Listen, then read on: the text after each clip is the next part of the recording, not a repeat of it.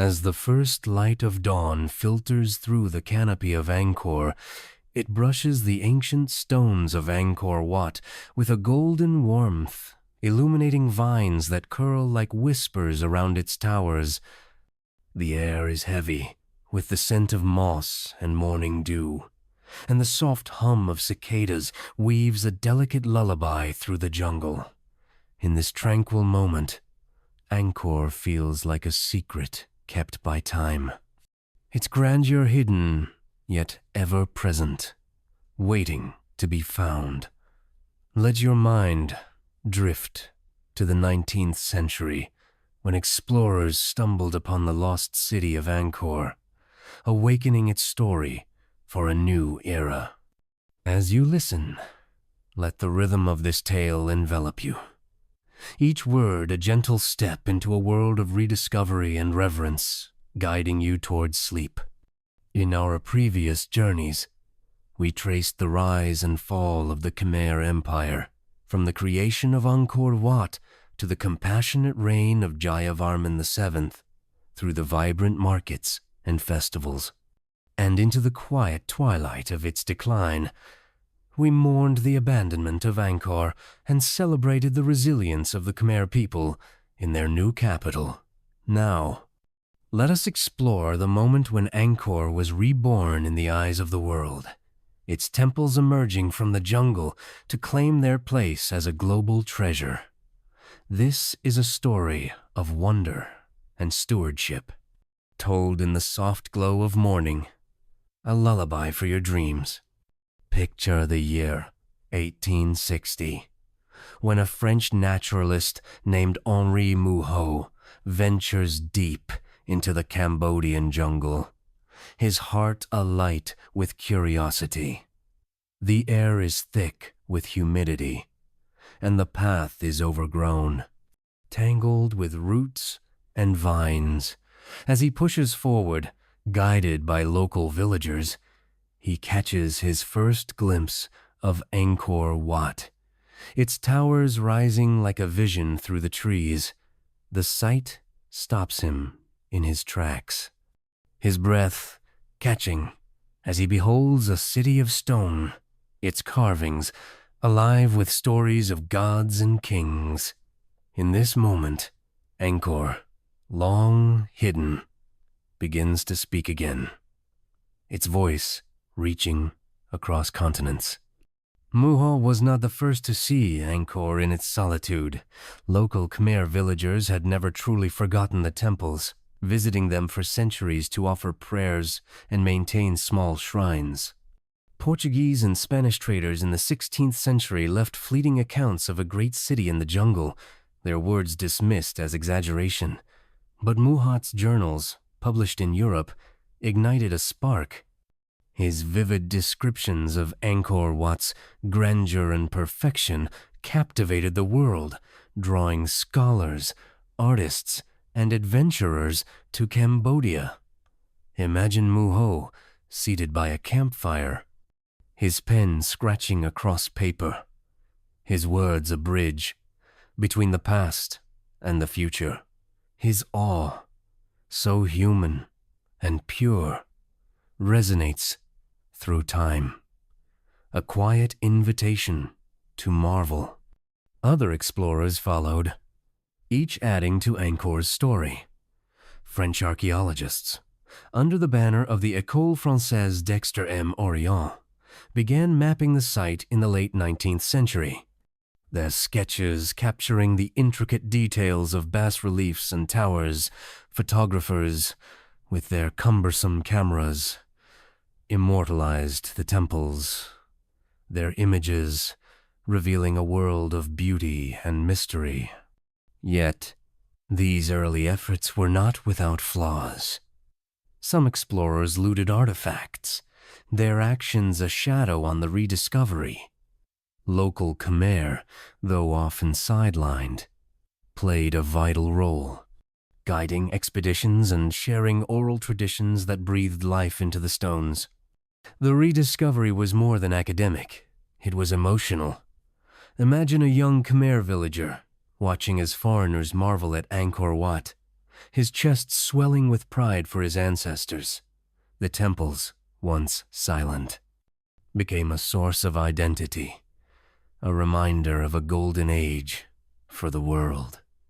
Angkor was a revelation, a proof that Southeast Asia held wonders to rival the pyramids or Rome.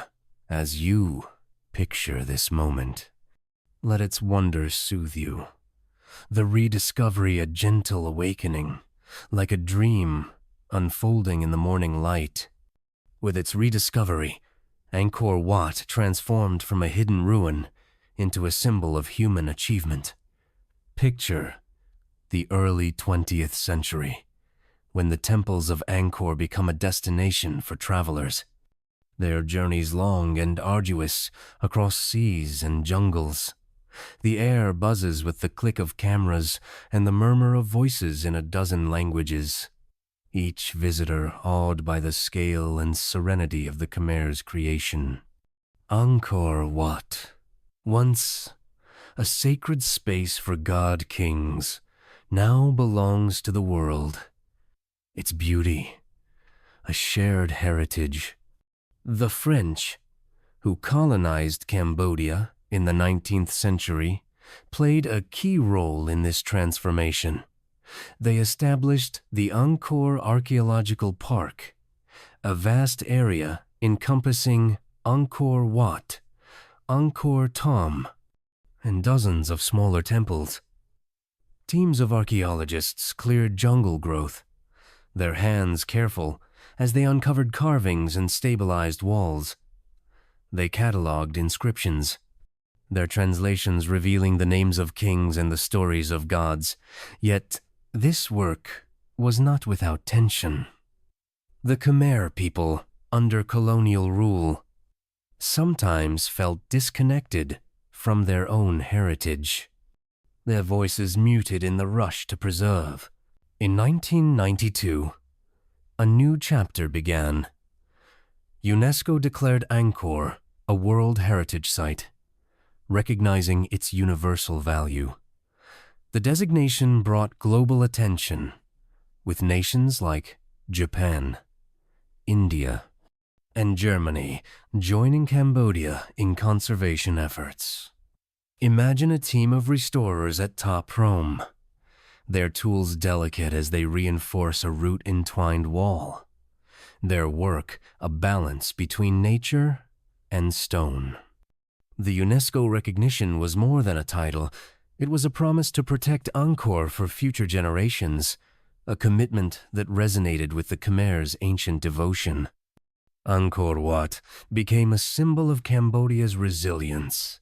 After the horrors of the Khmer Rouge regime in the 1970s, when the nation faced unimaginable loss, the temple stood as a beacon of hope. Its image on the national flag, adopted in 1993, was a declaration of identity, a reminder of a past that could inspire a future for Cambodians. Angkor Wat was not just stone, but spirit, a source of pride that lifted the nation. As you imagine this transformation, let its hopefulness ground you, a reminder that even after darkness, there is light. A thought to cradle you as you drift towards sleep. Preserving Angkor is a task as monumental as its creation, a labor that echoes the Khmer's ancient devotion. Picture a morning in the Angkor Archaeological Park, where conservators gather at dawn, their faces lit by the soft glow of sunrise. The air is filled with the scent of sandalwood and the quiet clink of tools, as teams from Cambodia and around the world work to protect the temples. Some clean carvings, their brushes gentle on the stone, while others reinforce foundations, their hands steady despite the heat. This is a dance of care, a testament to the world's love for Angkor. The challenges are many. Time has worn the temples, Their sandstone eroded by centuries of rain and wind. The jungle, though beautiful, is relentless, its roots prying at walls, its humidity fostering moss. Tourism, while vital for Cambodia's economy, brings its own strain. Millions of visitors each year tread the ancient stones, their footsteps a quiet pressure. Imagine a family from distant lands, their eyes wide as they walk through Angkor Wat. Their awe, a gift but also a challenge. Conservators must balance access with protection, ensuring the temples endure for generations yet to come. Climate change adds a new layer of urgency. Rising temperatures and unpredictable monsoons echo the droughts that once strained the Khmer Empire, threatening the temples with floods and erosion. In 2010, heavy rains damaged parts of Angkor Wat's moat, a reminder of nature's power. Scientists now monitor the site with drones and sensors, their data guiding efforts to adapt. Imagine a researcher studying a digital map. Her focus, a quiet act of stewardship. Her work, a bridge between past and future. Cambodians lead these efforts. Their connection to Angkor, deeply personal. Local workers, trained in restoration, bring not only skill, but heart.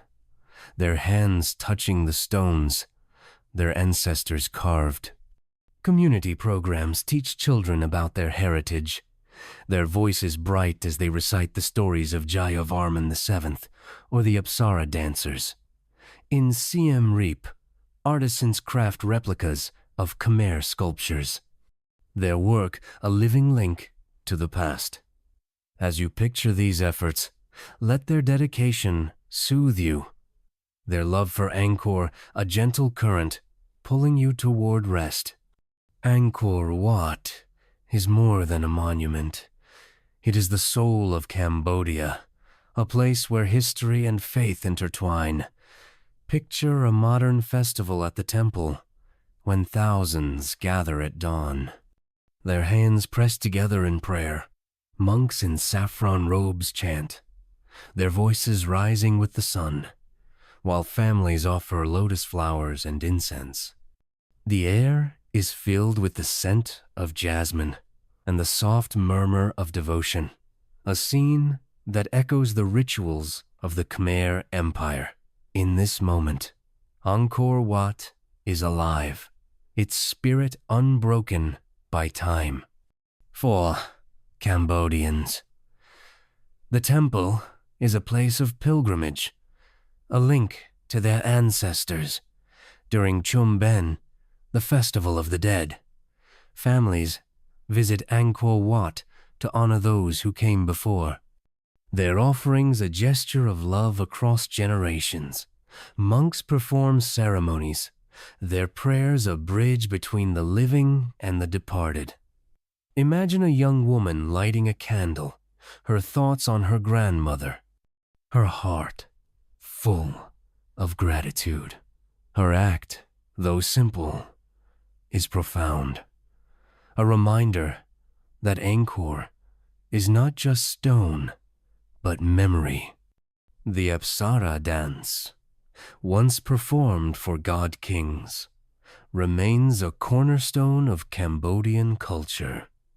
In theaters across Siem Reap, dancers move with the same grace as their ancestors, their gestures telling stories of gods and heroes. Schools teach this art to new generations, their studios filled with the laughter of children learning to curve their fingers like lotus petals. The dance is a thread from Angkor, its beauty, a living legacy that captivates audiences worldwide. Buddhism, which reshaped the Khmer Empire in its final centuries, continues to guide Cambodia's spiritual life. Angkor Wat, originally a Hindu temple, is now a Buddhist sanctuary. Its galleries adorned with statues of the Buddha. Monks meditate in its courtyards, their presence a reminder of the temple's enduring sanctity for Cambodians. Angkor Wat is a place to seek peace, to reflect on life's impermanence, a lesson that resonates in a nation that has known both triumph and tragedy. As you imagine this spiritual heart, let its serenity envelop you. Angkor Wat, with its prayers and dances, is a testament to the human spirit, a place where the past and present meet in harmony. Let this harmony guide you deeper into calm, its rhythm a soft invitation to dream. Angkor's influence reaches far beyond Cambodia, touching hearts and minds across the world. Picture a classroom in a distant country where students study the Khmer Empire, their eyes bright as they trace the towers of Angkor Wat in a textbook. Artists draw inspiration from its carvings, their paintings, capturing the grace of Apsara dancers. Filmmakers, drawn to its mystery, set stories in its shadow, their cameras lingering on the stone faces of the Bayon. Angkor is a muse, its beauty, a spark for creativity. The temples have also shaped global conversations about heritage. Angkor's UNESCO status inspired efforts to protect other sites from Machu Picchu to Timbuktu. Its challenged tourism, climate change. Looting have spurred innovation, with technologies like 3D scanning preserving the temples in digital form. Scholars collaborate across borders, their research uncovering new secrets, such as the vast urban network that once surrounded Angkor, revealed by LiDAR scans in the 2010s. For travelers, Angkor is a journey of the soul. Each year, millions walk its corridors. Their footsteps, a quiet dialogue with history. A poet from Japan might write of the Bayon's smiles. A teacher from Brazil might sketch Ta Prom's roots. A child from India might dream of the Khmer kings. These connections, though fleeting, are profound. A reminder that Angkor belongs to all of us, its story a shared inheritance. As you picture this global embrace, let its universality comfort you.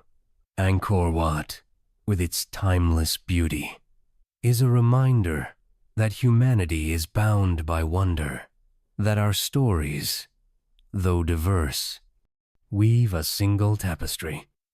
Let this thought carry you gently, a soft wave towards slumber. As the night wraps Angkor in its quiet embrace, picture yourself standing before Angkor Wat, its towers silhouetted against a starry sky. The air is cool, the world silent, save for the soft rustle of leaves and the distant song of a night bird. The Khmer Empire, with its rediscovery and renewal, its challenges and triumphs, feels close. Its story a warm presence in your heart. This journey has taken us through the moment when Angkor emerged from the jungle, its beauty captivating the world. We've traced its transformation into a global treasure, honored the efforts to preserve it, and celebrated its role as Cambodia's spiritual heart. Each moment is a reminder that history is not just memory, but inspiration, not just stone, but soul. Let the images of Angkor fade gently now, like stars at dawn. The explorers in the jungle, the monks in their prayers, the dancers in their grace. They are with you, their stories a soft embrace. Sleep now, carried by the timeless lullaby of the Khmer Empire into a world of peace and dreams.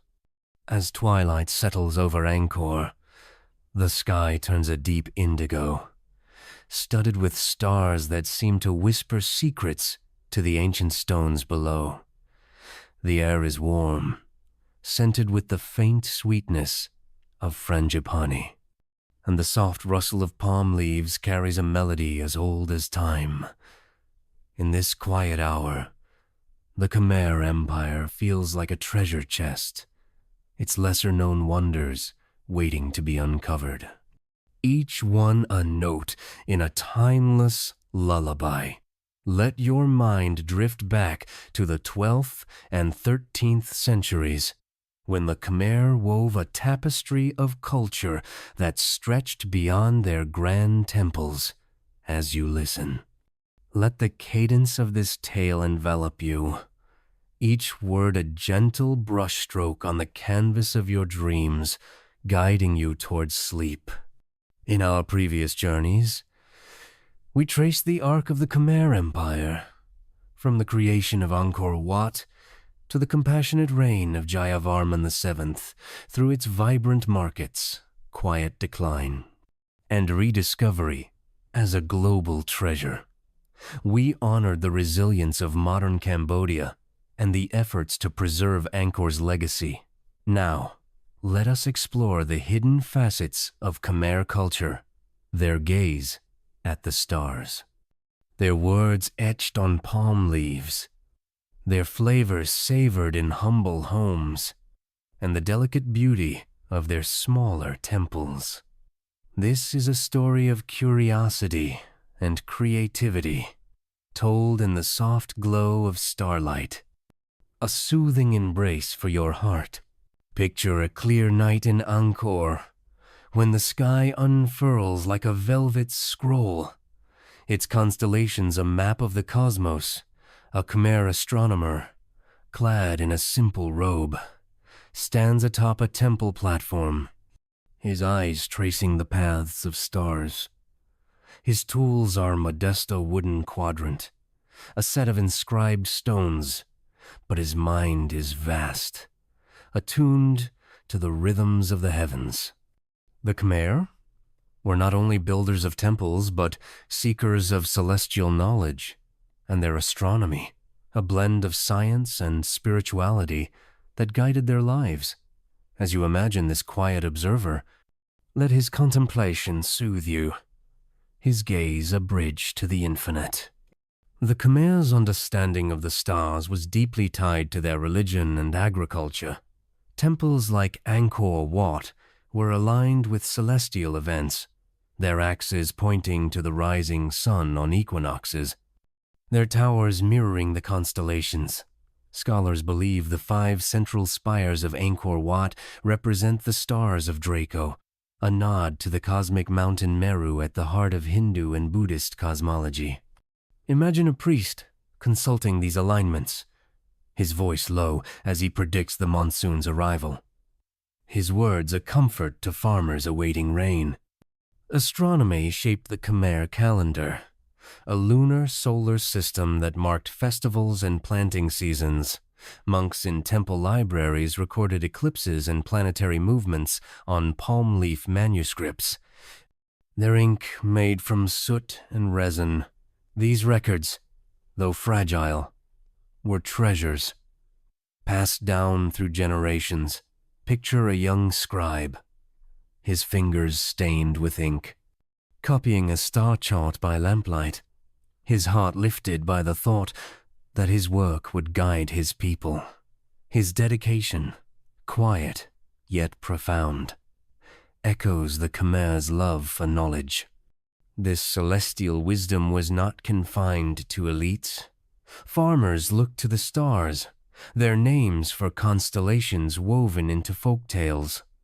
A mother might point to the Pleiades, telling her child it was a cluster of celestial dancers, their light a blessing for the harvest.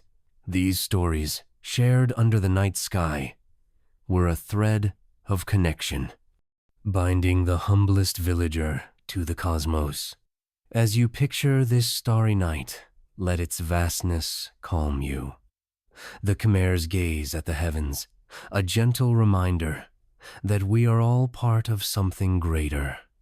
A thought to cradle you as you drift toward sleep. The Khmer were poets and storytellers. Their words a river that flowed through their culture. Imagine a quiet corner of Ta Prohm where a monk sits beneath a banyan tree, his hands unrolling a palm leaf manuscript, the leaves etched with Sanskrit and Khmer script hold verses of praise for kings, prayers to gods, and tales of heroes like Rama. The air is filled with the soft scratch of a stylus as the monk adds a new line, his words a gift to eternity. The Khmer's literature, though much has been lost, was a mirror of their soul, its beauty enduring in fragments. Inscriptions on temple walls are the most visible remnants of Khmer writing at Angkor Wat. Bas-reliefs are paired with texts that recount Suryavarman II's victories and offerings to Vishnu at the Bayon. Jayavarman VII's deeds are carved in stone, his compassion immortalized. These inscriptions, written in elegant scripts, were not just records, but art, and their curves and flourishes a dance of ink and stone. Imagine a carver shaping these letters, his chisel guided by reverence, his work a prayer that would outlive him. Palm leaf manuscripts, though less durable, were the heart of Khmer literature. Monks and scholars wrote epics inspired by the Ramayana and Mahabharata, their stories adapted to reflect Khmer values. Poems celebrated the beauty of Angkor's canals, their waters likened to the Milky Way. Legal texts outlined the duties of nobles, while medical treatises listed herbs for healing. These manuscripts were stored in temple libraries, their pages turned by hands seeking wisdom. Picture a student reading by candlelight, her eyes bright with discovery, her heart stirred by the words of her ancestors. Oral traditions were equally vital.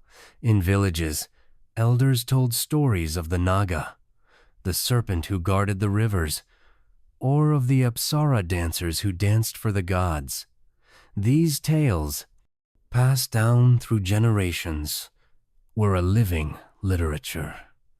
Their rhythms soothing children to sleep. Imagine a grandmother by a fire, her voice low as she recounts a legend, her words weaving a thread of continuity, her storytelling, simple yet profound, was a cornerstone of Khmer identity, a legacy that lives in Cambodia's oral culture today. As you imagine these, words carved, written, spoken let, their rhythm lull you.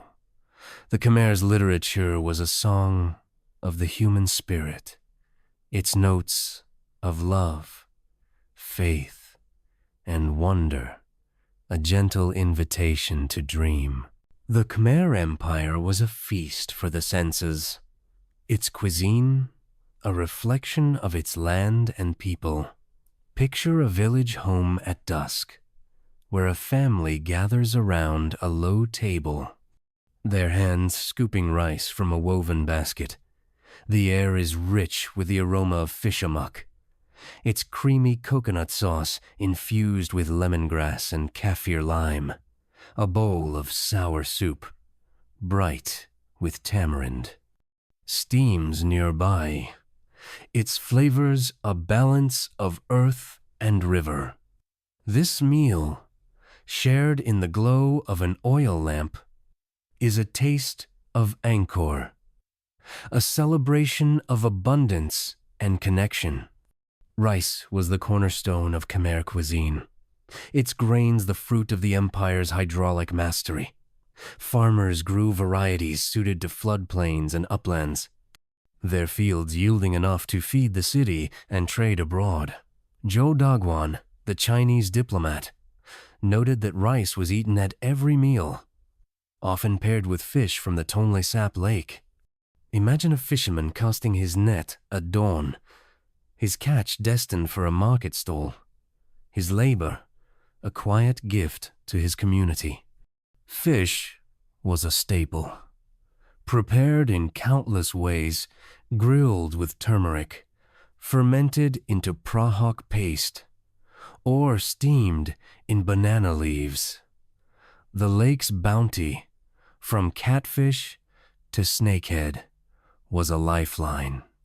Its flavors woven into every household. Vegetables like water, spinach, and eggplant, grown in garden plots, added freshness, while fruits like mango and jackfruit brought sweetness. Spices, traded from distant lands, lent heat and depth, their scents a reminder of Angkor's place in the world. Meals were a communal act, a moment to pause and connect. Families sat on mats, their hands shaping rice into balls, their laughter mingling with the clink of bowls. Festivals brought feasts, with roasted pork and sticky rice cakes shared among neighbors. In the royal court, banquets showcased the empire's wealth, with dishes served on bronze trays, their flavors a symphony of sweet, sour, and spice. Imagine a cook in the palace, her hands deft as she grinds galangal, her pride in her craft a quiet echo of the artisans who carved the temples. Today, Khmer cuisine carries these ancient flavors. Restaurants in Siem Reap serve amok and laklak, their recipes rooted in the empire's traditions. Cooking schools teach tourists to pound curry pastes, their lessons a bridge to the past. As you picture this culinary heritage, let its warmth envelop you. The flavors of Angkor, a soft reminder of life's simple joys, guiding you deeper into calm. Beyond Angkor Wat and the Bayon, the Khmer Empire crafted smaller temples that shine with delicate beauty. Picture Bante Shrey, a temple 25 kilometers from Angkor. Its pink sandstone glowing in the morning light, its carvings are intricate, like lace etched in stone, depicting gods and apsaras with a finesse that rivals jewelry. The air is filled with the scent of wildflowers, and the temple's compact scale feels intimate, as if inviting you to linger.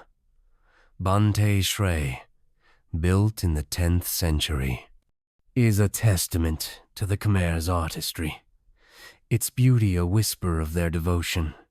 Dedicated to Shiva, Bante Shrey was commissioned by a noble, not a king.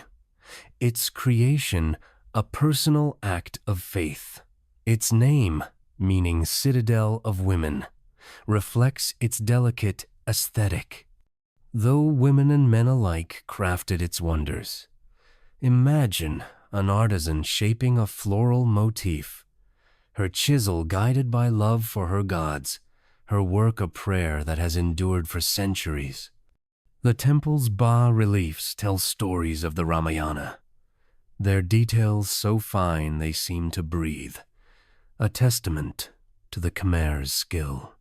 Another gem is Preah Khan, built by Jayavarman II to honor his father. Picture its corridors where stone arches frame courtyards shaded by ancient trees. The air is cool, the silence broken only by the chirp of birds. Preah Khan was a monastery and university, its halls once filled with the murmur of monks and the scratch of styluses. Its carvings blend Hindu and Buddhist motifs, a reflection of the empire's spiritual harmony. Imagine a student walking these halls, his heart lifted by the pursuit of wisdom, his footsteps a quiet echo of the past. These smaller temples, though less grand than Angkor Wat, are no less significant. They were places of worship and learning, their stones infused with the hopes of their builders. Today, they draw visitors seeking solitude, their quiet beauty a contrast to the bustle of larger sites. As you picture Bante Shre and Preah Khan, let their intimacy soothe you, their delicate carvings a gentle invitation to rest. The Khmer Empire's influence rippled across Southeast Asia, its culture a light that touched neighboring lands. Picture a temple in Thailand's Sukhothai, its lotus bud spire inspired by Khmer designs, its builders trained by artisans from Angkor. In Laos, the stupas of Luang Prabang carry echoes of Khmer artistry, their curves a nod to the Bayan's grace. The Khmer's architectural style, with its corbelled arches and intricate carvings, became a template, its beauty adapted to new lands. Trade and diplomacy spread Khmer ideas. Merchants carried Apsara-inspired dances to Java, where they evolved into the bedhaya, a courtly performance of grace. Khmer bronze casting techniques influenced statues in Champa, their surfaces gleaming with shared craftsmanship. Diplomatic marriages, like those between Khmer and Thai royalty, wove cultural threads, their unions a bridge of art and tradition. Today, Southeast Asia bears these echoes. The Apsara dance is performed in Thailand and Laos, its gestures a living link to Angkor. Festivals in Cambodia's neighbors, like Thailand's Songkran, share roots with Khmer water rituals, their splashing a celebration of renewal. Scholars across the region study Khmer inscriptions, their work uncovering shared histories.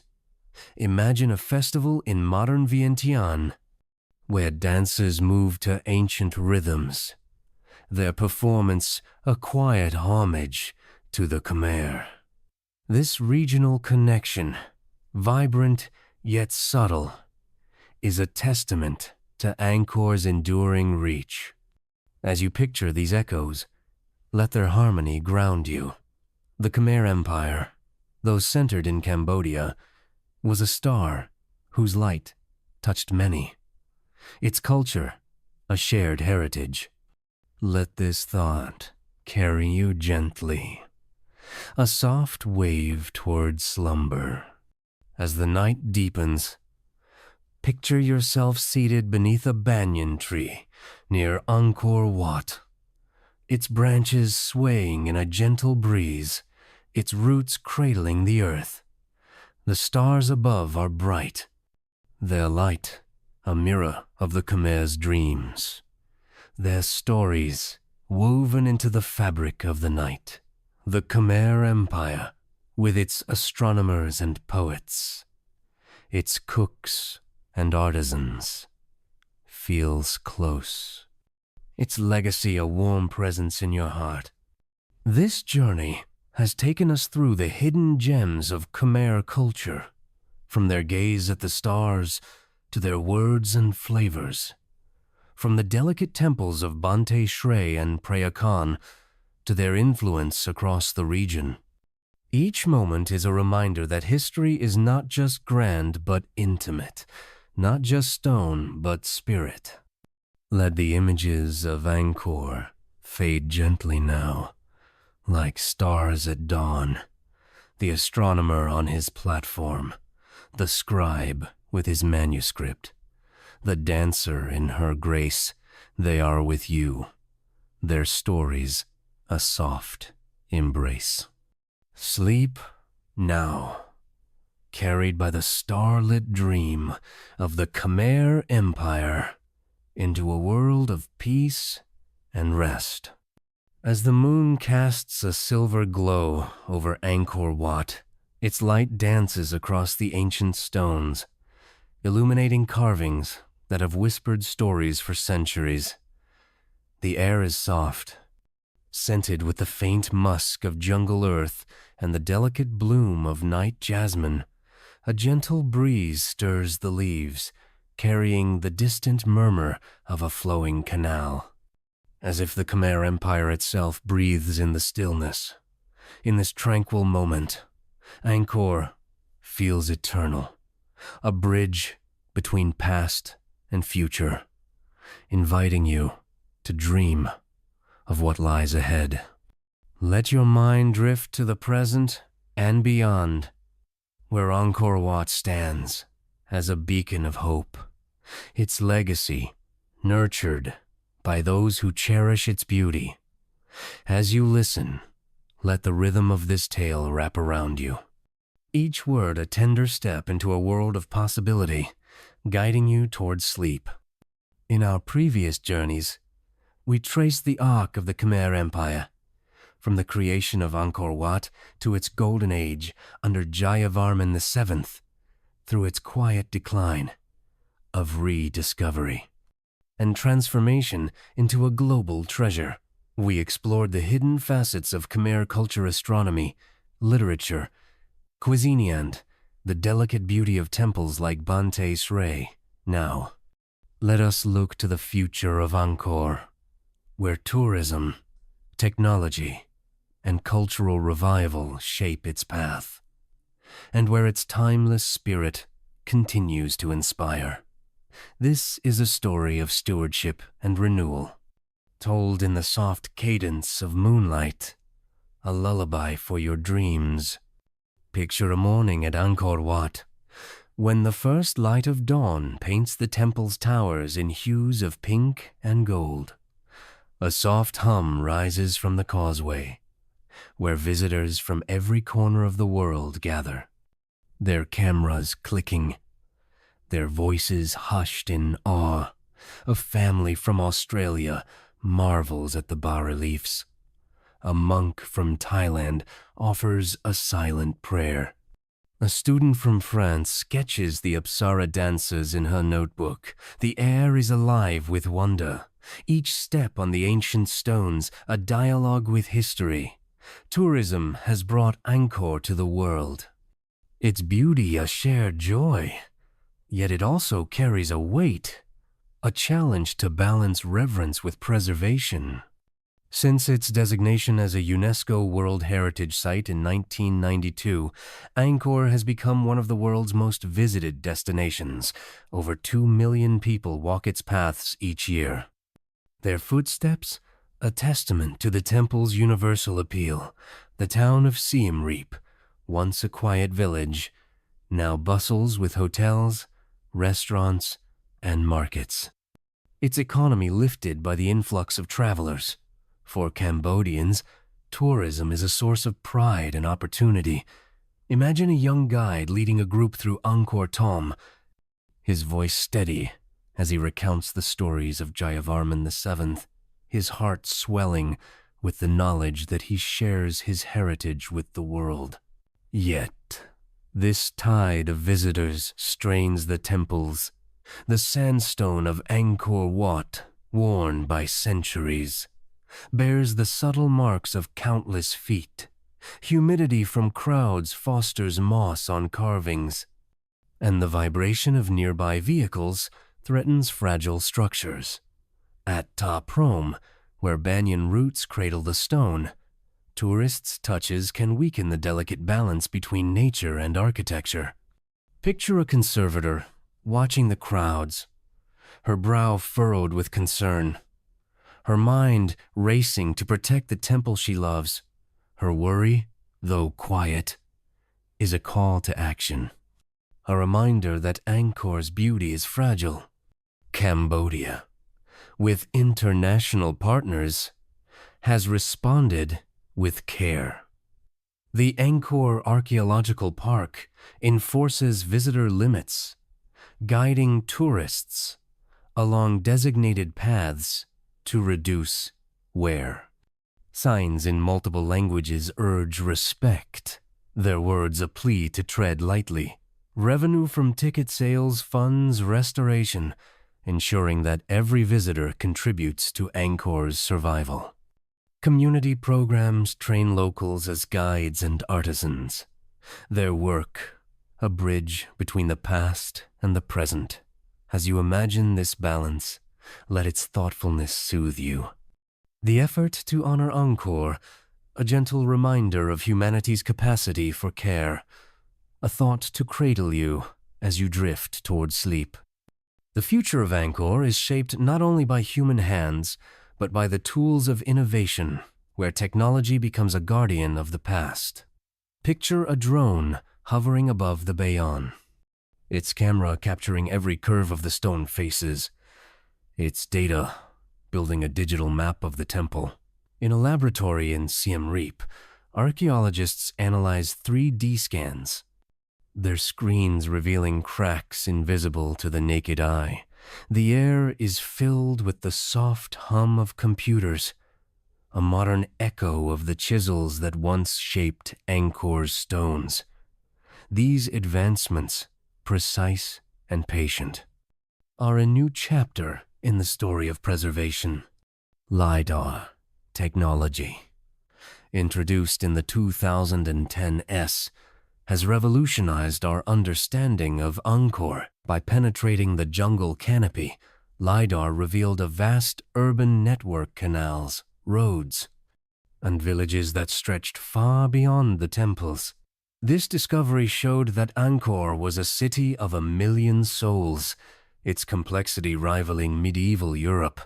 Imagine a researcher studying these scans, her eyes bright with discovery, her work uncovering the lives of farmers and artisans who sustained the empire. Her findings, shared with the world, deepen our love for Angkor, a quiet gift across centuries.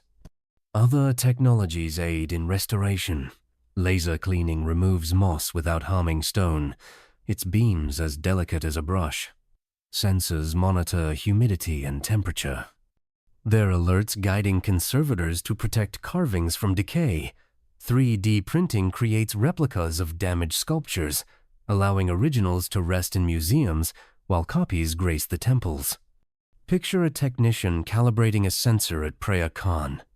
His focus, a silent vow to preserve the temple's beauty. His precision, though modern, mirrors the care of the Khmer artisans. A thread of continuity that binds past and present. Digital archives ensure Angkor's legacy endures. Museums worldwide, from Phnom Penh to Paris, digitize inscriptions and artifacts. Their databases a virtual library of Khmer culture. Virtual reality tours allow people to explore Angkor from afar, their screens a window into its wonders. These tools not only protect, but share, making Angkor accessible to those who may never visit. As you imagine this technology, let its ingenuity comfort you. Its promise of preservation, a gentle wave pulling you toward rest. Angkor's spirit lives not only in its stones, but in the revival of Khmer cultural practices, a blossoming that honors the past while embracing the present. Picture a dance school in Siem Reap, where young girls practice the apsara, their fingers curving like lotus petals, their movements a mirror of the carvings on Angkor Wat. The air is filled with the soft pluck of a pin, a traditional stringed instrument, its notes guiding their steps. These dancers, trained with reverence, are a living legacy. Their performances, a bridge to the Khmer Empire. The Apsara dance, nearly lost during the Khmer Rouge era, has been painstakingly revived. Masters, some of whom survived the regime, teach the next generation. Their lessons a blend of discipline and love. Performances at Angkor Wat, especially during festivals like Khmer New Year, draw crowds. Their applause, a celebration of resilience. Imagine a dancer stepping onto a stage beneath the temple's towers, her heart pounding with pride, her dance a prayer that echoes her ancestors, her grace, both ancient and new, is a testament to the Khmer's enduring spirit. Music, too, is reborn. Traditional ensembles with their gongs, drums, and xylophones play melodies that once filled Angkor's courts. Schools in Phnom Penh teach these instruments, their classrooms alive with the laughter of students mastering ancient tunes. Artisans craft instruments by hand, their wood and bronze polished with care. Their work, a revival of Khmer craftsmanship.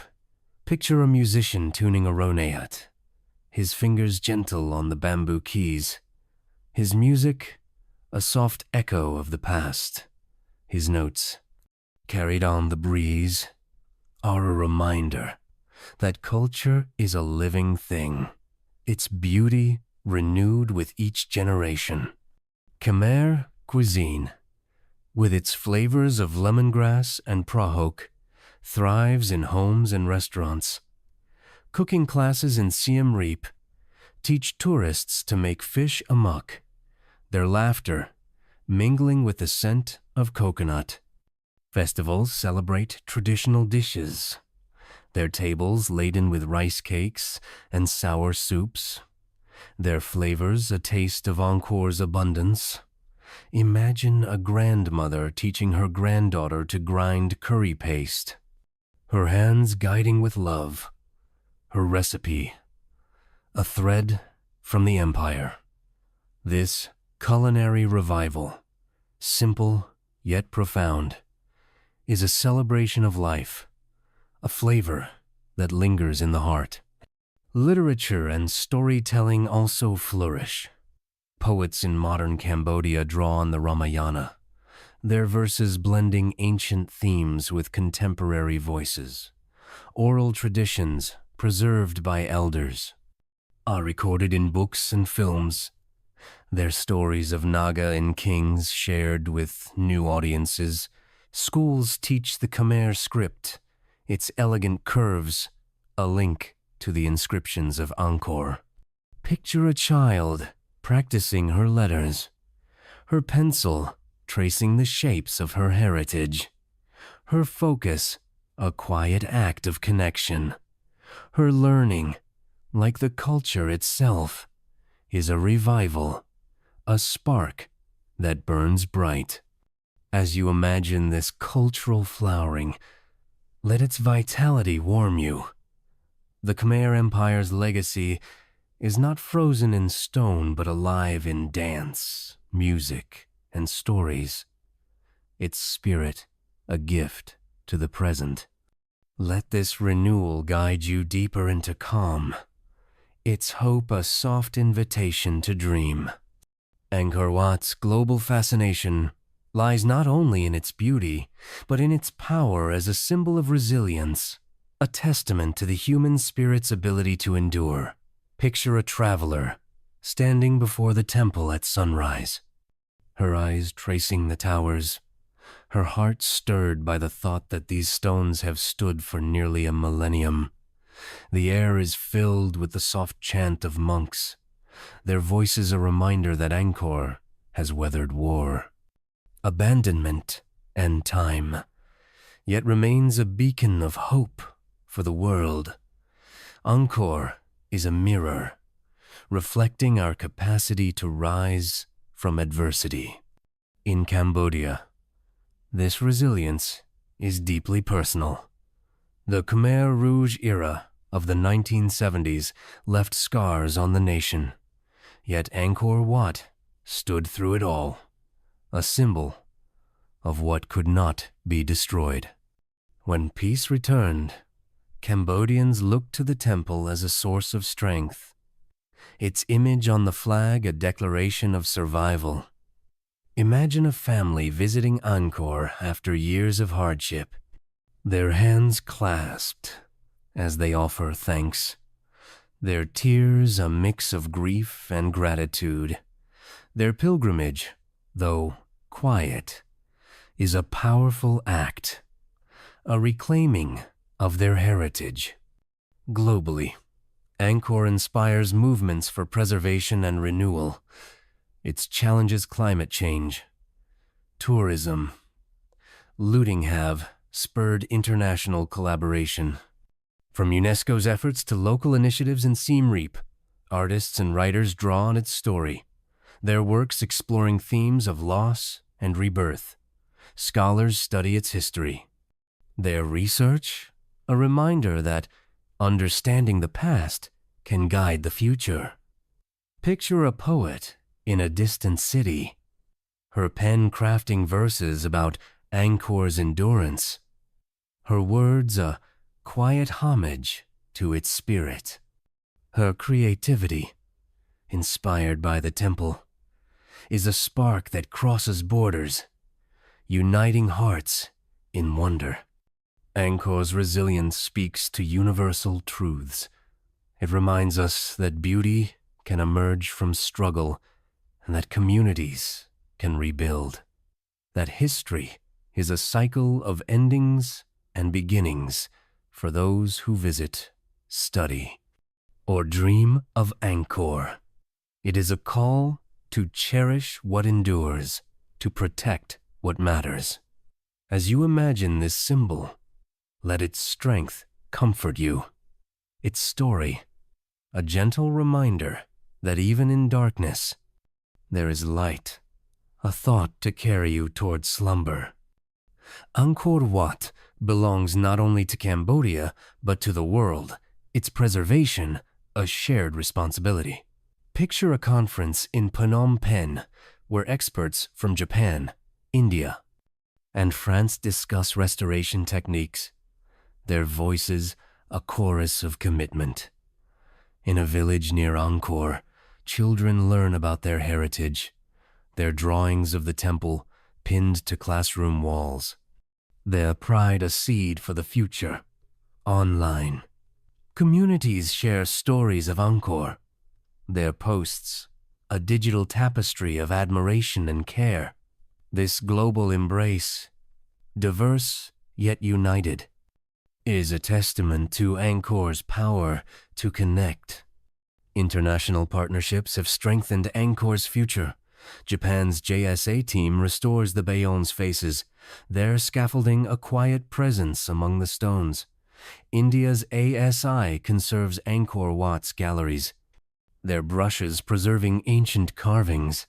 Cambodian conservators, trained in global techniques, lead these efforts, their expertise, a source of national pride.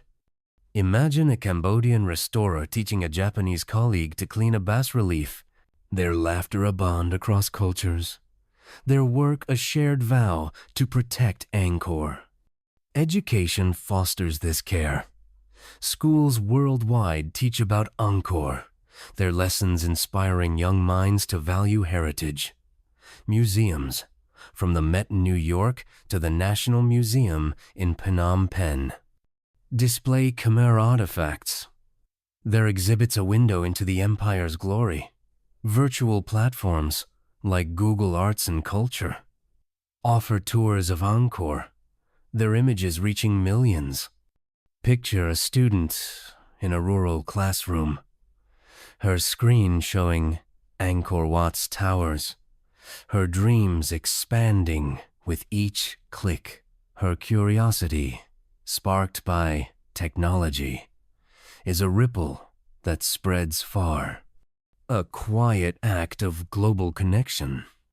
This community of care extends to travelers who return home with stories of Angkor's beauty, their memories a plea for its protection. It includes donors, whose contributions fund restoration, and volunteers, whose hands plant trees to shield the temples from erosion. As you imagine this global effort, let its unity ground you, its shared purpose a soft blanket of peace, guiding you deeper into rest. As the night wraps Angkor in its quiet embrace, picture yourself seated by the moat of Angkor Wat, its waters reflecting the moon's gentle light.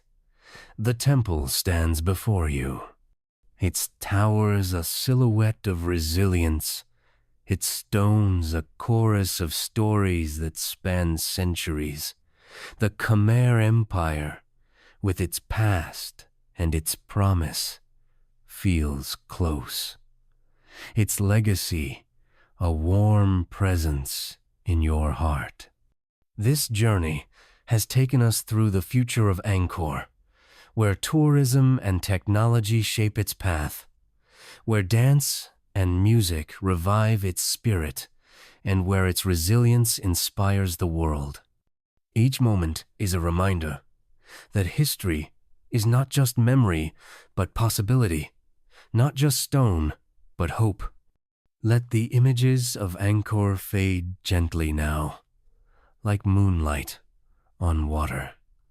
The dancers in their grace, the conservators at their work, the travelers in their awe, they are with you. Their stories, a soft embrace. Sleep now, carried by the hopeful dream of the Khmer Empire into a world of peace and rest. As the night deepens over Angkor, a velvet sky unfurls above the ancient stones of Angkor Wat, its stars twinkling like memories held close.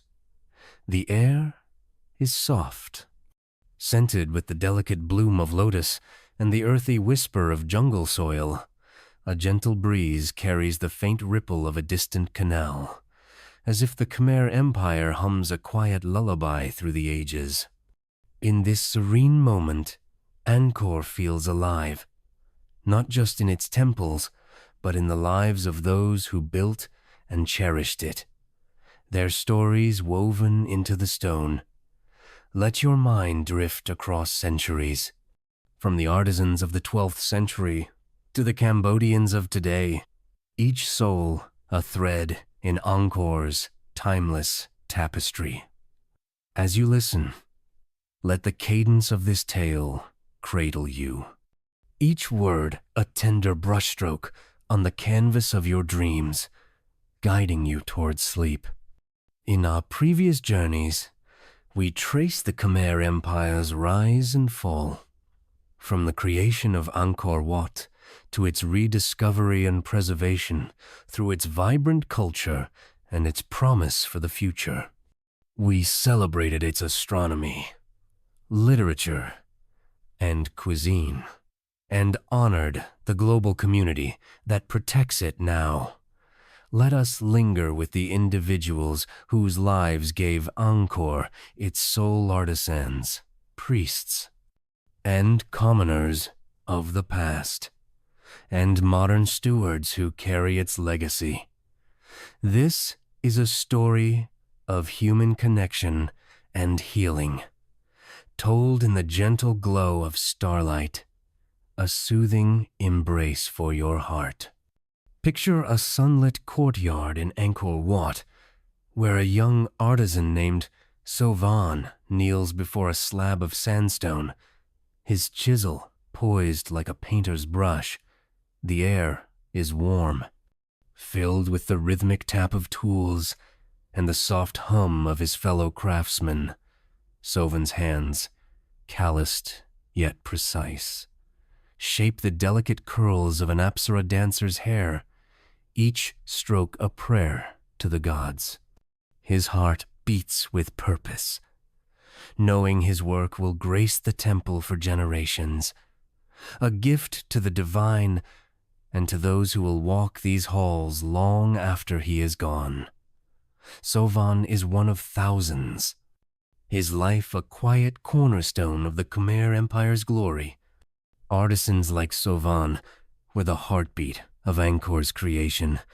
They rose before dawn, their days spent quarrying stone, carving bas-reliefs, or casting bronze statues in flickering forges. Their skills, honed over years, were a blend of discipline and devotion. Sovan learned from his father, who taught him to see the stone's spirit, to let its grain guide his chisel. At night, by the glow of an oil lamp, he dreamed of his Apsara coming to life, her stone smile a blessing for his family. Imagine his quiet pride as he finished a panel, his fingers tracing the carving, his heart lifted by the thought that his work honored Vishnu. Yet, Sovan's life was not without struggle. The labor was grueling, the tropical heat relentless, and the demands of the temple's construction left little time for rest. His wife, Malin, wove silk to support their children, her hands as skilled as his, her laughter a balm after long days. When drought parched the fields, Sovan joined neighbors to dredge canals, their sweat a shared offering to the land. His faith sustained him, his visits to the temple's shrine a moment to pray for strength. Picture him lighting incense, his eyes closed, his whispered prayers mingling with the chants of priests. His resilience, though unspoken, was a thread in Angkor's strength, a story that echoes through time. Sovan's legacy lives in every carving of Angkor Wat, from the swirling Naga to the serene faces of the Bayon. His hands, and those of countless others, shaped a wonder that still captivates the world. As you imagine Sovan at his work, let his dedication soothe you. His quiet artistry, a gentle reminder that every small act can ripple through eternity, a thought to carry you toward rest. Now, let us drift to a shaded gallery in the Bayon, where a priest named Khmer kneels before a statue of the Buddha, his saffron robes pooling around him like a sunset. The air is cool, scented with sandalwood, and the soft chant of his mantra rises like smoke, weaving through the stone faces above. Khmer is a guardian of the Khmer's spiritual life, his days spent in prayer, study, and service. His heart, a bridge between the mortal and divine. In the 13th century, under Jayavarman II's Buddhist reign, priests like Khmer were the soul of Angkor, their presence a light in the empire's heart. Khmer's life was one of discipline and compassion. He woke before dawn, his footsteps silent as he lit lamps in the temple. He their flames, a symbol of enlightenment. By day, he taught monks and villagers, his voice steady as he explained the Dharma, the path to transcend suffering. He tended to the sick, his hands gentle as he offered herbs from the temple's garden, his prayers a comfort to those in pain. At night, he studied palm leaf manuscripts, their verses of wisdom, a guide for his soul. Imagine him unrolling a text, his eyes tracing the delicate script, his mind alight with the teachings of the Buddha. Khmer's role was not without challenges. The shift from Hinduism to Mahayana Buddhism stirred tensions among nobles, and Khmer worked to heal these divides. His words, a call for unity. When war with the Thai loomed, he prayed for peace, his heart heavy with the knowledge that soldiers might not return. His sister, a weaver, brought him rice when temple offerings dwindled. Her quiet support, a reminder of family amidst his duties. Picture Khmer standing in the temple at dusk, his hands pressed together, his prayer for harmony, a soft echo through the stone. His faith, though tested, was a beacon, a thread that wove Angkor's spiritual tapestry. Khmer's legacy lives in the serenity of the Bayon, its smiling faces a reflection of his compassion. His prayers, though silent now, linger in the air, a whisper of peace for those who visit. As you imagine Khmer at his altar, let his tranquility envelop you, his devotion, a gentle current pulling you toward slumber. Let us turn to a village near Angkor Thom, where a farmer's wife named Srey stands by a rice field, her hands planting seedlings in the soft earth. The air is heavy with the scent of rain, and the distant silhouette of Angkor Wat rises like a guardian over the horizon. Srey is a commoner, her life one of toil and love, her days shaped by the rhythms of the land and the needs of her family. In the Khmer Empire, women like Srey were the backbone of society, their quiet strength a foundation for Angkor's prosperity. Srey's mornings began with the crow of a rooster, her hands stirring a pot of rice porridge for her children. By day, she worked the fields alongside her husband, Rith, their movements synchronized as they tended the crops that fed the city.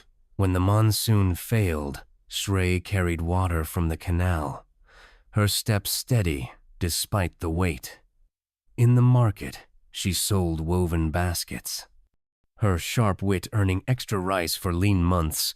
At night, she told her children stories of the Naga, her voice low and soothing, her tales a thread of wonder that lulled them to sleep. Imagine her seated by a fire, her daughter nestled against her, her words a soft bridge to the divine. Srey's life was woven with community. She joined neighbors to repair the village shrine, their laughter mingling with the clink of tools. During festivals, she danced with other women, their steps a joyful echo of the Apsara, their hands tossing flower petals to the sky. When illness struck, she brewed herbs, her knowledge a gift from her mother, her care a quiet act of love. Picture Srey offering a bowl of soup to a sick friend, her smile a warmth that eased pain. Her life, though humble, was a vital thread in Angkor's fabric, her love a legacy that outlasted empires. Srey's spirit lives in the fields that still bloom near Angkor, in the resilience of Cambodian women who carry her strength. Her story, though unwritten, is etched in the land, a testament to the power of ordinary lives. As you imagine Srey in her field, let her warmth ground you, her quiet courage a soft blanket of peace, guiding you deeper into calm. Now, let us step into the present, where a young Cambodian named Chenda works as a conservator at Angkor Wat, her hands gentle as she cleans a bas-relief of an Apsara dancer. The morning air is crisp, filled with the chirp of birds and the faint hum of tourists in the distance. Chenda's heart beats with pride, knowing she protects the legacy of her ancestors. Her work a bridge between the Khmer Empire and the future. In modern Cambodia, individuals like Chenda are the stewards of Angkor, their lives a continuation of its story. Chenda grew up in a village near Siem Reap, her childhood filled with stories of Angkor's glory. told by her grandmother under a tamarind tree. She studied archaeology, her nights spent poring over books, her dreams filled with the temple's towers. Now, she works with an international team, her tools modern, but her reverence ancient. By day, she restores carvings, her brush removing moss with care. By evening, she teaches children about their heritage, their eyes wide as they touch replica artifacts. Imagine Chenda guiding a young girl to trace a carving, her voice soft, her words planting seeds of pride. Her teaching, like her restoration, is an act of love, a vow to keep Angkor alive. Chenda's life reflects Cambodia's renewal after the Khmer Rouge era, when culture was nearly silenced. Individuals like her have rebuilt the nation's spirit. She dances the apsara at festivals. Her movements a tribute to the carvings she preserves. She cooks fish amok for her family, its flavors a link to the empire's feasts. When she prays at Angkor Wat, her offerings of incense join those of centuries past. Her faith a thread from the Khmer's devotion. Picture Chenda lighting a candle, her heart full of gratitude, her prayer a quiet echo of Khmer's chants. Her life, though modern, is a mirror of Angkor's past, a testament to its enduring power. Chenda's story is one of many. Guides like Sovan, named for the ancient artisan, share Angkor's history with visitors, their voices carrying the empire's pride. Artisans like Malin craft silk scarves, their looms humming with the same skill as their forebears. Teachers like Srey pass down the Khmer script, their classrooms a haven for tradition. These modern stewards, each with their own dreams, are the heartbeat of Angkor's legacy, are their lives a living homage to the empire. As you imagine Chenda at her work, let her passion inspire you. Her connection to Angkor, a gentle wave pulling you toward rest. Angkor Wat is more than a temple. It is a sanctuary, a place where hearts find solace and spirits find renewal. Picture a quiet afternoon in its galleries, where a Cambodian woman named Lake Henna sits in meditation, her breath slow and steady, her eyes closed against the stone. The air is filled with the soft chant of a nearby monk, his voice a melody of peace. Lakena has come to heal, to release the weight of a life marked by loss. Her presence, a testament to Angkor's power as a place of restoration. For centuries, this temple has been a haven, its stones a witness to human resilience. In the Khmer Empire, Angkor Wat was a spiritual center where pilgrims sought blessings and priests offered rituals to ease suffering. Farmers like Shrey prayed for rain, artisans like Sovan for strength, priests like Khmer for wisdom. The temple's moat, symbolizing the cosmic ocean, was a place to wash away fears, its waters a promise of renewal. Imagine a mother dipping her child in the moat, her laughter mingling with the splash, her hope a quiet prayer for health. These acts, though simple, were profound, a belief that Angkor could mend the soul. Today, Angkor Wat remains a place of healing, especially for Cambodians who carry the scars of the Khmer Rouge era. Families visit during Chum Ben, their offerings of rice and flowers, a way to honor the dead and find closure. Survivors, like Likana, meditate in its courtyards, their silence a path to peace. Tourists, too, find solace. Their walks through the temple a moment to reflect on life's impermanence. Picture a traveler from a distant land, his heart heavy with personal grief, finding comfort in the Bayon's smiling faces. Their serenity, a balm for his pain. His quiet tears, shed in the temple's embrace, are a universal act, a connection to the Khmer's ancient faith. Angkor's healing power lies in its timelessness, its ability to remind us that life is a cycle of loss and rebirth. Monks teach that suffering is transient, that peace comes from letting go.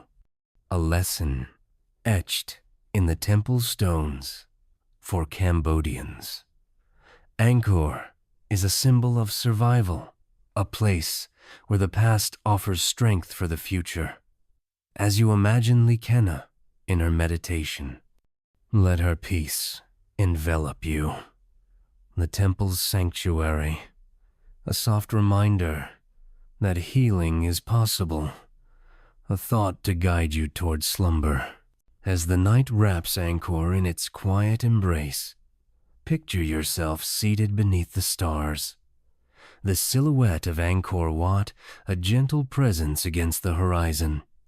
The air is still, the world silent, save for the soft chirp of crickets and the distant flow of a canal. The Khmer Empire, with its artisans and priests, its farmers and stewards, feels close. Its story a warm heartbeat in your soul. This journey has taken us through the lives that shaped Angkor, from Sovan's chisel to Khamar's prayers, from Srey's fields to Chenda's restoration, from Likena's healing to the temple's timeless solace. Each story is a thread in a tapestry, a reminder that history is not just stone, but the souls who gave it life. Let the images of Angkor fade gently now, like stars at dawn. The artisan at his stone, the priest in his chant, the woman in her meditation, they are with you. Their stories a soft embrace. Sleep now, carried by the tapestry of the Khmer Empire into a world of peace and dreams. As the first whispers of dawn touch the spires of Angkor Wat, a gentle light weaves through the ancient stones, casting long shadows that seem to hold the secrets of centuries. The air is soft, scented with a delicate bloom of frangipani and the quiet earthiness of morning dew.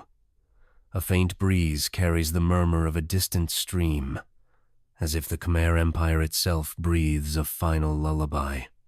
Its voice, eternal, yet tender. In this serene moment, Angkor feels like a sanctuary, a place where time folds into itself, where the past and present meet in a quiet embrace. Let your mind drift across the ages, from the dreams of the Khmer to the reflections of today, as we ponder the timeless lessons of Angkor Wat. As you listen, let the cadence of this tale envelop you.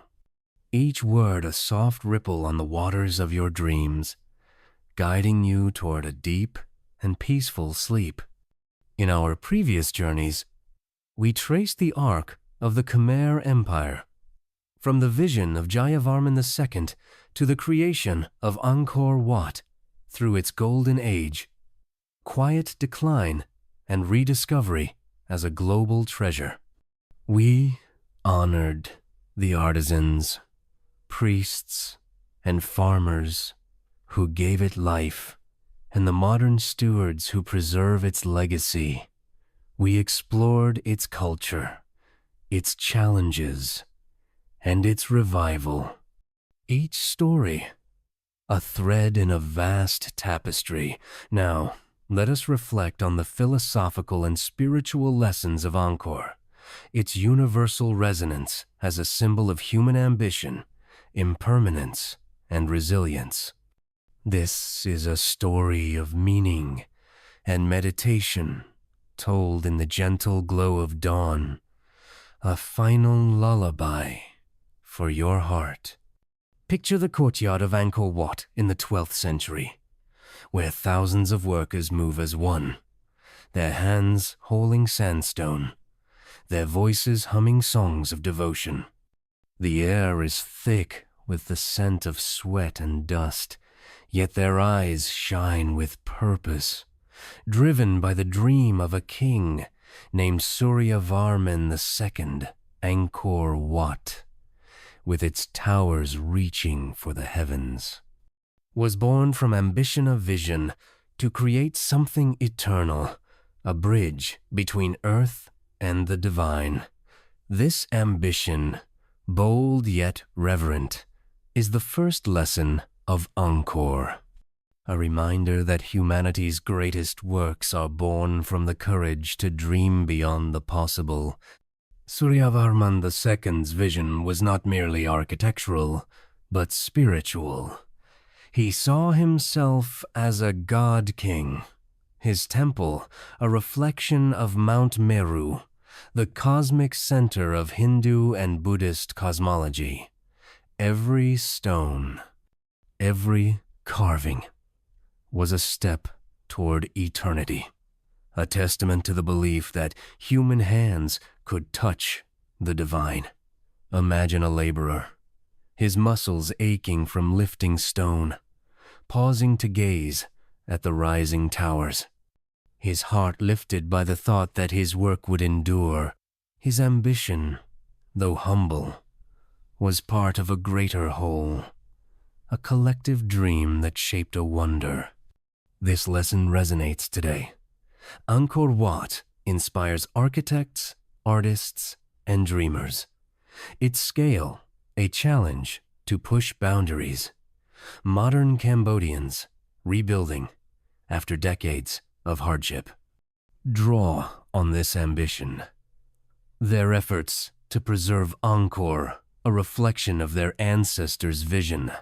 Picture a young architect in Phnom Penh, her sketches inspired by Khmer designs, her heart fueled by the same fire that built Angkor Wat. Her dreams, like Suryavarman's, are a call to create, to leave a mark on the world. As you imagine this ambition, let its energy soften, its boldness a gentle reminder that every dream, no matter how grand, begins with a single step, a thought to cradle you as you drift toward slumber. Yet, Angkor also teaches us of impermanence, the fleeting nature of even the grandest creations. Picture the ruins of Ta Prohm, where banyan roots embrace crumbling stone.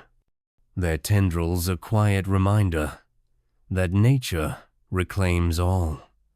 The air is heavy with the scent of moss, and the silence is broken only by the rustle of leaves, as if the temple whispers of its own mortality. The Khmer Empire, once a beacon of power, faded into the jungle, its canals dry, its streets silent. This impermanence, poignant yet peaceful, is a lesson etched in Angkor's stones, a call to embrace the transient beauty of life. The Khmer understood this truth, their Buddhist teachings woven with the idea that all things pass. Jayavarman VII, a king of compassion, built hospitals and temples. Yet he knew their glory would not last forever. His inscriptions speak of the Dharma, the path to transcend suffering by accepting change. Imagine a monk in the Bayon, his eyes tracing the smiling stone faces, his heart at peace with the knowledge that even empires fade. His meditation, calm and steady, was a practice of letting go, a lesson that Angkor's fall would echo centuries later.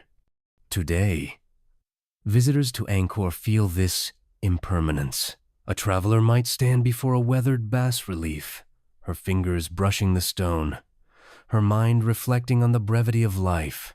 Cambodians, who endured the Khmer Rouge's devastation, find solace in this lesson. Their survival, a testament to resilience amid change. Picture a grandmother in Siem Reap, her hands weaving a basket. Her stories of Angkor teaching her grandchildren that life is a cycle of loss and renewal. Her wisdom, rooted in the temple's stones, is a quiet strength. A reminder that impermanence is not loss, but transformation. As you imagine Taprom's roots, let their embrace soothe you. Angkor's lesson of impermanence is a gentle invitation to release, to find peace in the flow of time. A thought that wraps around you like a soft blanket, guiding you deeper into calm. Angkor's greatest lesson is resilience, the ability to rise from adversity and weave new stories from the threads of the past. Picture the Bayon at sunrise, its stone faces glowing with a serene strength, their smiles a testament to endurance. The air is filled with the soft chant of monks, their voices a reminder that Angkor has weathered war, abandonment, and time, yet stands as a beacon of hope. The Khmer Empire, though it fell, left a legacy that inspires the world, its resilience a mirror for humanity's capacity to endure. The Khmer people lived this resilience.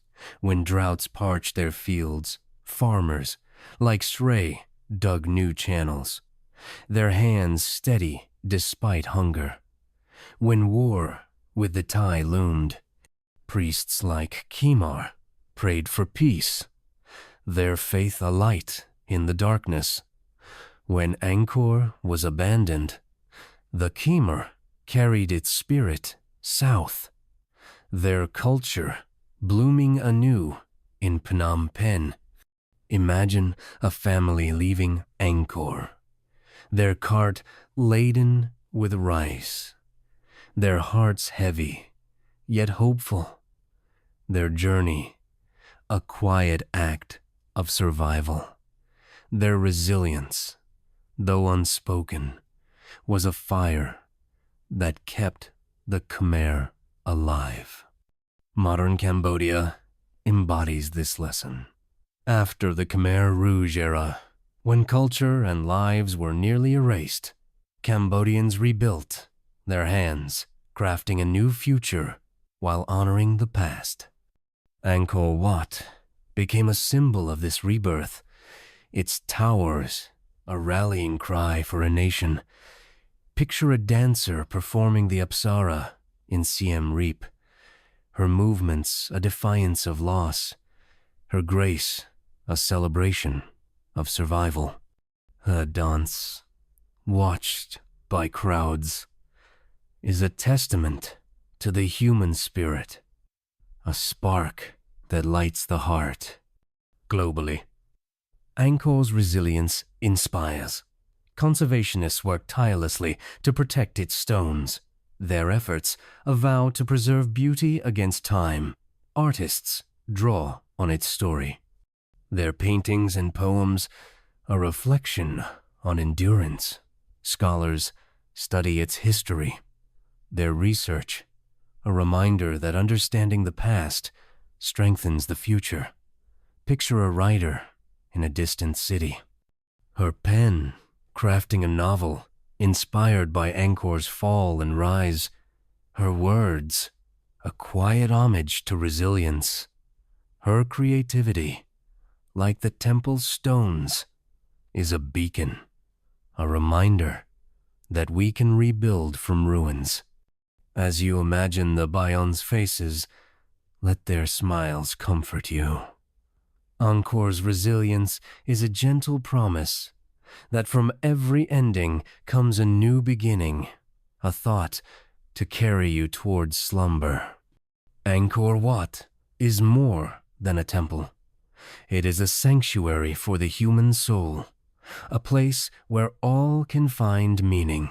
Picture a quiet courtyard at dusk, where a Cambodian monk meditates his breath, a rhythm of peace, while a traveler from across the world sits nearby, her heart stilled by the temple's presence.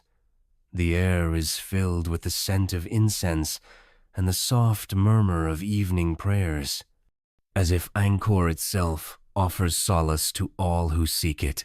This universal sanctuary, open to every heart, is the culmination of Angkor's lessons, a space where ambition, impermanence, and resilience converge.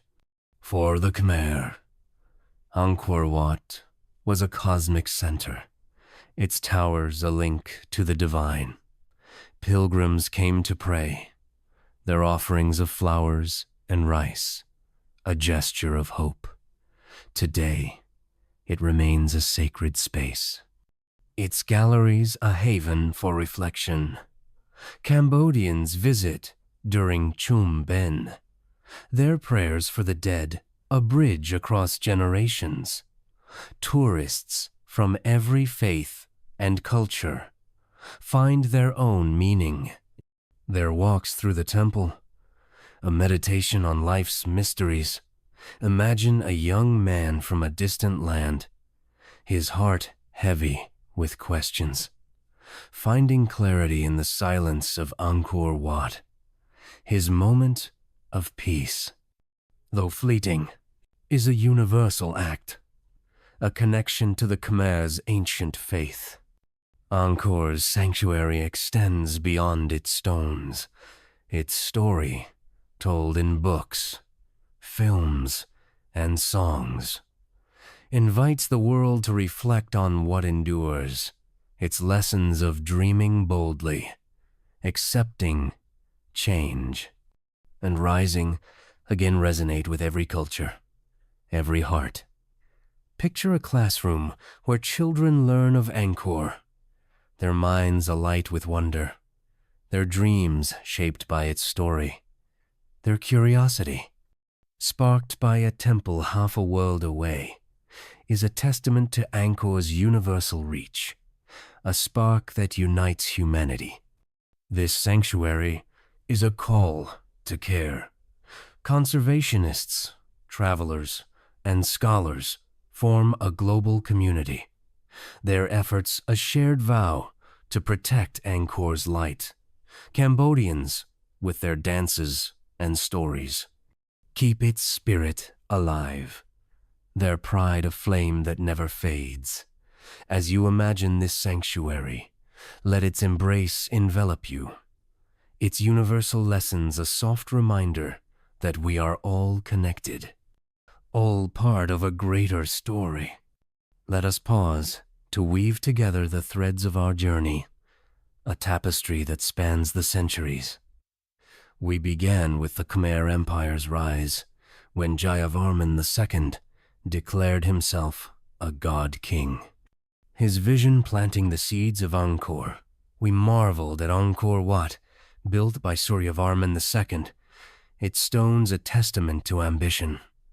We walked through the golden age of Jayavarman VII, whose compassion built the Bayon and Ta Prohm, their faces and roots a symbol of care.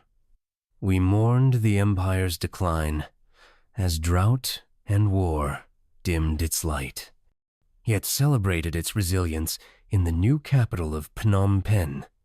We traced Angkor's rediscovery when explorers like Henri Mouhot brought its wonders to the world, and its transformation into a UNESCO treasure preserved by a global community. We explored its culture, astronomy, literature, cuisine, and the delicate beauty of temples like Bante Shre. We honored the individuals, from artisans like Soven to modern stewards like Chenda, whose lives gave Angkor its soul. And we found healing in its stones, a sanctuary for all who seek peace. Each thread ambition, impermanence, resilience, sanctuarious, connected. A story of humanity's dreams and struggles. The Khmer Empire, though it fell, left a legacy that endures. Its lessons a guide for the present. Angkor Wat, with its towers and carvings, is not just a temple, but a mirror, reflecting our capacity to create, to let go, to rise again, and to find solace. As you picture this tapestry, let its harmony ground you.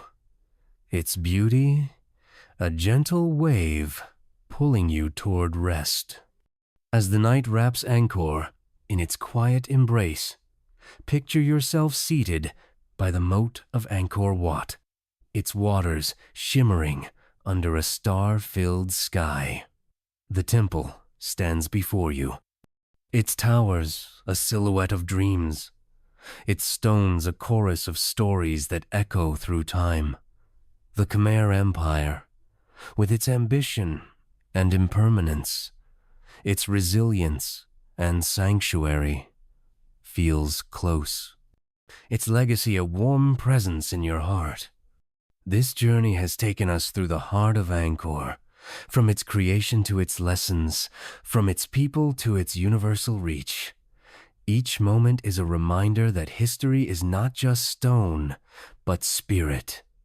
Not just past, but presence. Angkor Wat, with its timeless beauty, is a gift to the world, a call to dream boldly, embrace change, rise again, and find peace. Let the images of Angkor fade gently now, like ripples on a pond. The king on his throne, the artisan at his stone, the monk in his prayer, the traveler in her awe. They are with you. Their stories a soft embrace. Sleep now, carried by the final lullaby of the Khmer Empire into a world of peace and dreams.